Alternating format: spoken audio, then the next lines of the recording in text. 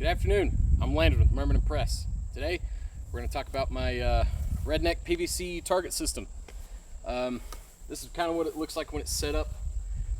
I've had this set for a little while. Pretty much you get, what is this, 1.5 inches? 2-inch PVC.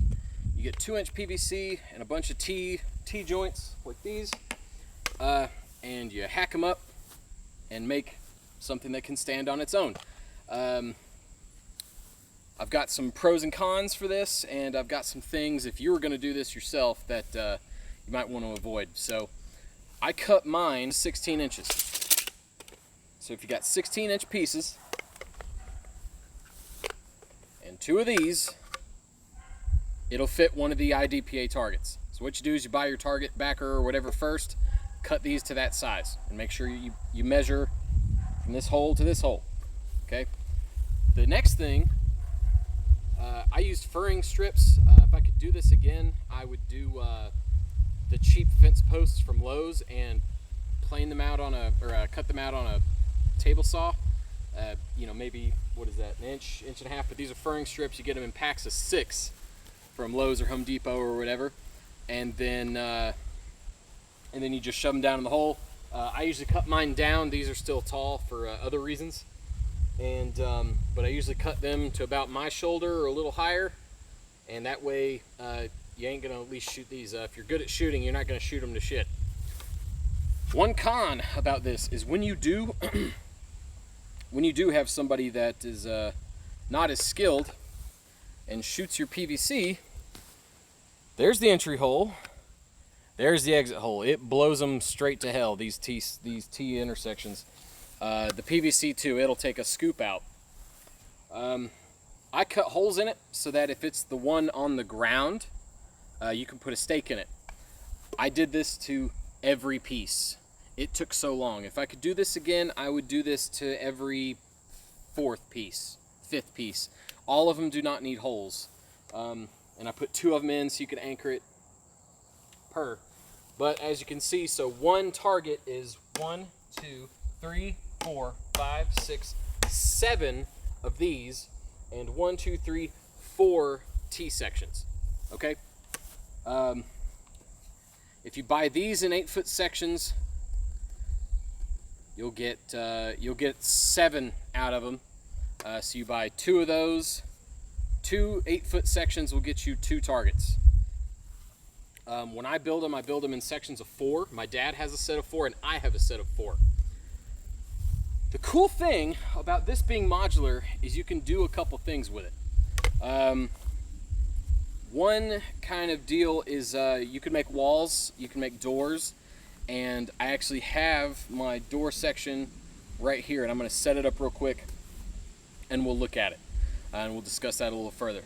Stick with me. All right, so this is the door. It's about 70 inches by about 27 inches. I made it small for me and small for taller people, just because getting the motions of stepping into a room, I want to get you in the idea you need to get small. That's how my mind worked when I made this. It literally just cost me a couple extra T sections and a couple extra 8-foot sections of 2-inch pipe. The dog found something cool. So this is for a one-way range. You wouldn't put targets on the wall per se. This is to teach people just basic movements. Okay, let's say you got a friend who's never cleared rooms before or needs to shoot around doorways. What you do is you just set it up, put a target inside the room, right? Have them come up, contact, bang, bang, bang, bang, bang. Easy peasy. All right, and you're going to teach them how to pie out a door, and you're going to teach them how to enter a door. It gives you a good view if you're going to be teaching people.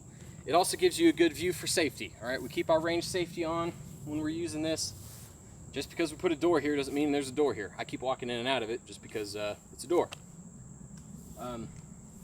I had an idea about making a wall with a tarp and more sections, but I feel like that was more work than it was worth. I'm going to figure something else out for that. But there's 100 million YouTube videos on how to make your own target stands. This is just another one, but hell, it works for me. 20 bucks and, you know, a couple boxes of ammo, that's a good day. So set your targets up, train your butts off, all right? Thank you all for all the support on here. I'm having an absolute blast making these videos. And go over to my Instagram, Myrmidon_press, all lowercase.